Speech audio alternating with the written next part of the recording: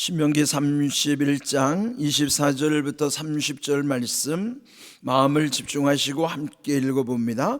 모세가 이 율법의 말씀을 다 책에 써서 마친 후에 모세가 여호와의 언약궤를 메는 레위 사람에게 명령하여 이르되 이 율법책을 가져다가 너희 하나님 여호와의 언약궤 곁에 두어 너희에게 증거가 되게 하라.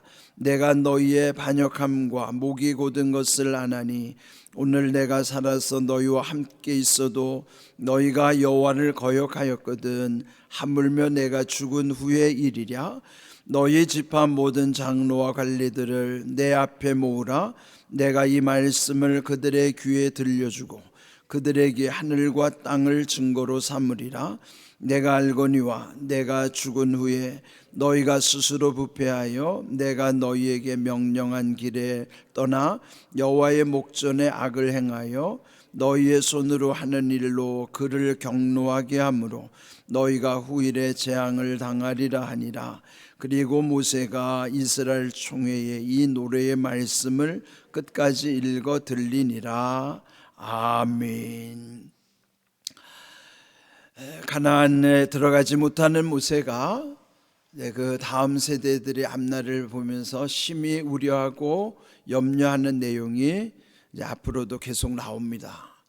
근데 이제 오늘 주신 말씀에도 보면은 그 백성들에게 이제 경각심을 주기 위해서 그 이제 오늘 24절 말씀에 보면은 율법의 말씀을 다 책에 써서 마친 후에 여호와의 언약궤를 메는 레위 사람에게 명령하였다 하는 것이죠.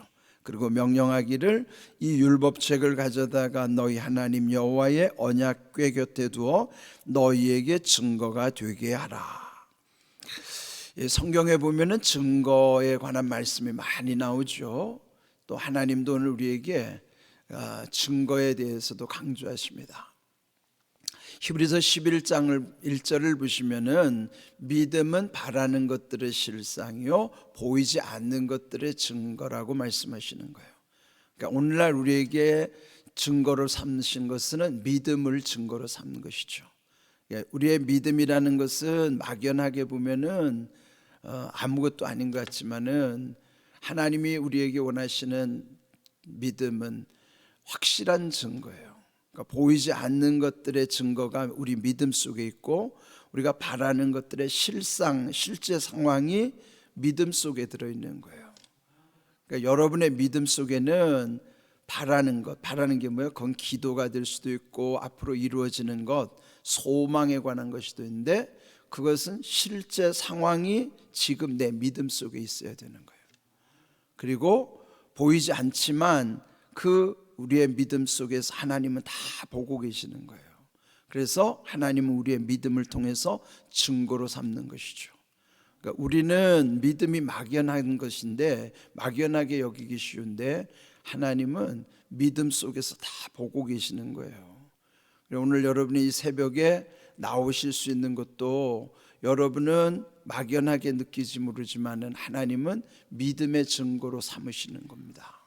그래서 오늘 여기 주신 모세도 말씀 속에서 보면은 율법의 책이라고 하는 게 어제 말씀드린 것처럼 모세 오경, 창세기로부터 출애굽기, 레위기, 민수기, 신명기 이 모세 오경 토라라고 그러죠. 이 토라를 다 기록한 다음에 언약궤 곁에다가 두어서 증거로 삼으라. 그러면은 언약궤도 증거고 그 옆에다가 이 기록한 율법책도 같이 두어서 증거로 삼는다 하는 것입니다. 그런데 이제 언약궤라고 하는 것은 십계명의 두 돌판을 넣어둔 언약궤죠. 근데 거기에는 또 추가로 들어간 것이 거기에 이제 만나를 담은 항아리, 그리고 또 아론의 쌍난 지팡이, 그리고 세 가지가 그 법궤라고도 하고 언약궤라고도 하는 그 속에 들어가 있는 거예요. 그런 것들이 다 증거가 되는 것이죠. 크게는 언약궤도 증거고 그 안에 담겨 있는 모세가 주신 십계명의 두 돌판도 증거고 또 광야길을 지나면서 하늘에서부터 내려주신 만나를 그 항아리 속에 담아놓은 것도 증거고 또 그 아론의 쌍난 지팡이, 그는 아론의 이제 지도력을 하나님께서 확정해 주시기 위해서. 이제 민수기에 보면은 그들이 그 아론의 지도력을 인정하지 않을 때 각 12지파의 지도자들의 지팡이를 다 그 성막으로 갖고 오게 했잖아요. 거기 이름을 다 적어놨는데 그 다음날 아침에 보았더니 그 아론의 지팡이에만 거기에 우미 돋고 싹이 나고 꽃이 피고 거기 살구나무가 맺혔더라. 살구나무 열매가 맺혔더라. 하룻밤 사이에 그런 과정들을 보면서 하나님이 이 아론을 통해서 하나님이 세워주셨다는 것, 아론을 세워주셨다는, 그러니까 뭐 하나님의 권위를 아론에게 부여해 주시는 거예요. 그걸 증거로 삼아서 아론의 쌍난 지팡이도 그 법궤 언약궤 속에 담아두시는 거예요. 이렇게 증거로 삼는 이유는 뭔가, 우리가 뭔가 계약을 할 때도 보면 거기에 다 증거가 남아야지. 사람의 말로는요, 그게 사람은 잊어버리기도 쉽지만은 다 자기 생각대로 하면 또 나중에 딴소리 한단 말이에요. 그러니까 이런 계약서도 다 증거로 삼기 위해서 계약을 하는 것처럼 여기 모세도 그 백성들에게 구체적인 증거를 이렇게 삼기 위한 것입니다. 그렇게 하면서 27절 경고의 말씀도 하는 거예요. 내가 너희의 반역함과 목이 곧은 것을 아나니 오늘 내가 살아서 너희와 함께 있어도 너희가 여호와를 거역하였거든 하물며 내가 죽은 후의 일이라. 지난 40년 세월 모세가 함께하면서 그 백성들이 매 순간마다 하나님을 배반했던 일, 여기서 함께 했을 때도 너희가 하나님을 거역했는데 내가 죽은 다음에는 어떻게 되겠는가. 그러니까 심히 우려하는 거예요. 모세가 함께하는 동안에도 하나님을 반역했었는데 모세가 떠난 다음에는 그거 말하면 뭐할까. 그러면서 그렇게 말하는 까닭은 한편으로는 그 백성이 제대로 가기를 바라는 또 염원도 있어요. 예수님이 베드로에게도 경고하시잖아요. 십자가를 앞두고 그 전날 베드로에게 말씀하시기를 내가 닭 울기 전에 나를 3번 부인할 거다. 그때 베드로가요 절대로 그런 일이 없다고 호언장담했죠. 그렇지만은 그는 결국 예수님 말씀대로 닭 울기 전에 예수님을 3번 부인했어요. 그러나 예수님이 그렇게 말씀하신 까닭은 베드로에게 이미 경각심을 심어주는 거예요. 그럴 때 베드로가 오히려 주님의 말씀을 잘 마음에 새기고 자기가 얼마나 연약한 존재고 부족하다는 걸 알면 오히려 주님께 그러면 저를 도와주십시오. 그렇게 했어야 맞아요. 그런데 절대 그런 일이 없다고 자기를 믿은 거예요. 이게 우리가 그렇게 사는 겁니다. 다 자기 스스로는 엄청나게 뭐 다 잘할 것 같죠. 그런데 여러분 사람을 믿으면 안 돼요. 자기 자신을 믿어도 안 된다고요. 그러니까 여러분 우리가 뭐 주보에다가 내는 걸 여기 이제 방송에 올리는 걸 저도 그 굉장히 예민하게 본다고요. 내가 우리 목사님들한테도 늘 강조하는 것이 항상 확인해라. 그러면서 이게 문서로 전달했으면 그거를 붙여 넣기를 해서 넣어야지 오류가 발생하지 않지. 내 생각대로 그걸 보고 이렇게 그 글자를 쳐넣으면요 그게 잘못된 오타가 나기 쉽습니다. 제가 항상 우리 목사님들한테 강조하는 게 자신을 믿지 말아라. 자신의 경험도 믿지 말고 자기를 믿으면 안 된다. 저도 저를 안 믿어요. 그러니까 나를 안 믿으니까 남도 믿으면 안 돼요. 그래서 무조건 의심하라는 게 아니라 절대 의심하지 않을 분은 하나님밖에 안 계시다는 거예요. 우리가 절대 의심하지 않을 수 있는 하나님만을 믿고 모든 나를 믿으면 안 된다고. 그러니까 우리가 서로를 하나님처럼 대하면 안 돼요. 우리가 늘 왜 사고가 나느냐? 하나님처럼 믿으니까 사고가 나는 거예요. 그래서 사람은 절대 믿을 수 없어요. 그래서 여기 지금 모세도 그 다음 세대들에게 아주 철저하게 경고하는 것입니다. 그들이 반역함과 목이 곧았던 과거를 다 이렇게 회상하도록, 그러면서 28절 너희 지파 모든 장로와 관리들을 내 앞에 모으라. 이 말씀을 너희 귀에 들려주고 그들에게 하늘과 땅을 증거로 삼으리라.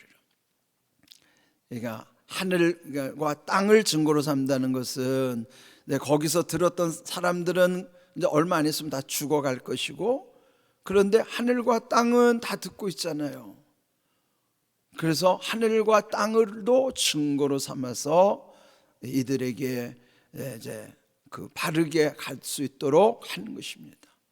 그리고 하나님이 천지를 창조하실 때도 이 하나님의 창조하신 피조물 속에는 하나님이 창조하셨다는 증거가 다 들어있어요.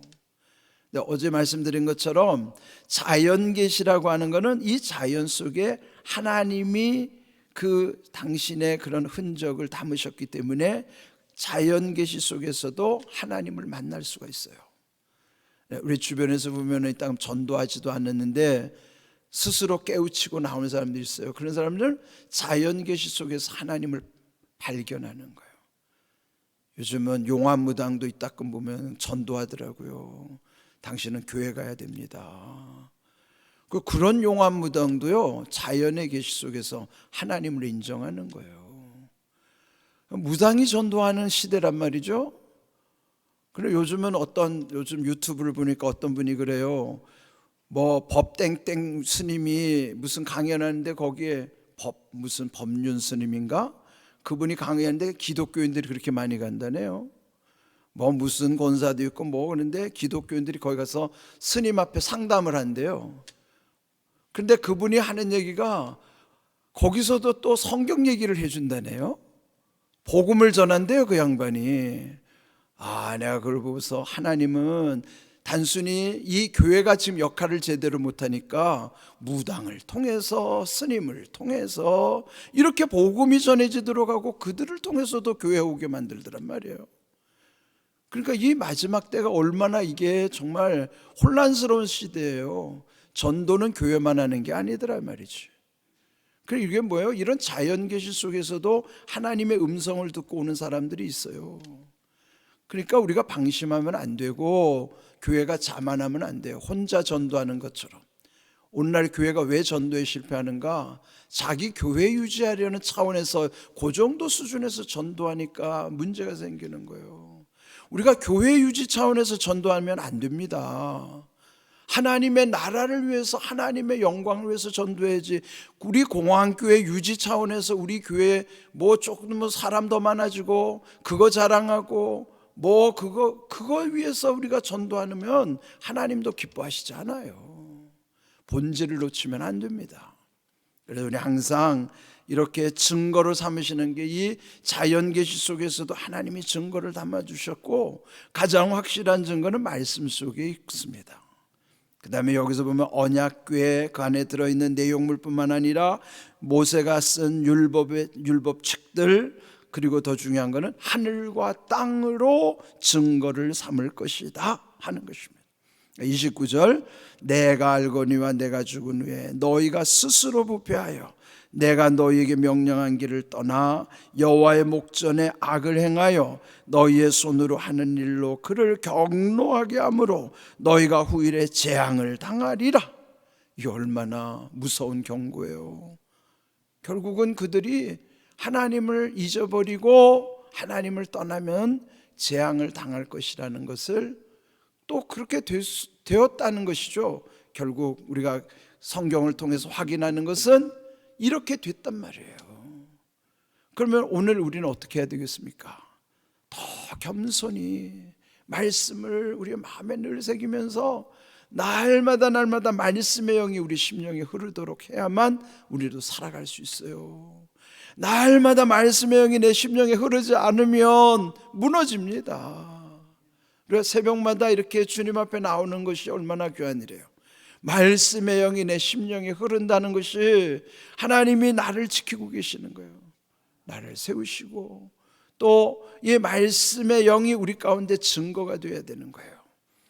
히브리서 11장 1절에 믿음은 바라는 것들의 실상이요 보이지 않는 것들의 증거니 했는데, 그 보이지 않는 증거의 믿음을 6절에서 또 11장 6절에서 말씀하시기를 믿음이 없이는 하나님을 기쁘시게 할 수 없나니 하나님께 나오는 자들은, 그러죠.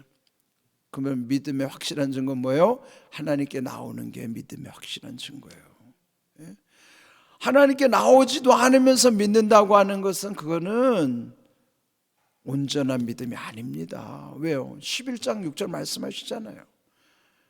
믿음을 하나님이 기뻐하시는 믿음은 하나님께 나오는 자가 되는 거예요. 하나님께 나올 때 하나님이 살아계신 것과 자기를 찾는 자들에게 상급을 주시는 하나님을 믿는 것, 그 구체적인 믿음을 하나님이 우리에게 원하시는 거예요. 여러분에게 믿음의 증거가 있는가를 한번 확인하십시오. 그래도 이렇게 새벽에 오신 것은 여러분의 믿음의 증거인 것이니 얼마나 감사해요. 우리에게도 오늘 믿음의 증거를 주님께서 원하고 계시고 보고 계신다는 사실을 기억하시고, 우리 항상 막연한 믿음이 아니라 증거 있는 믿음, 그리고 증거하는 믿음, 그런 믿음으로 하나님을 기쁘시게 하는 믿음으로 온전히 세워질 수 있기를 주님의 이름으로 축복합니다. 아멘.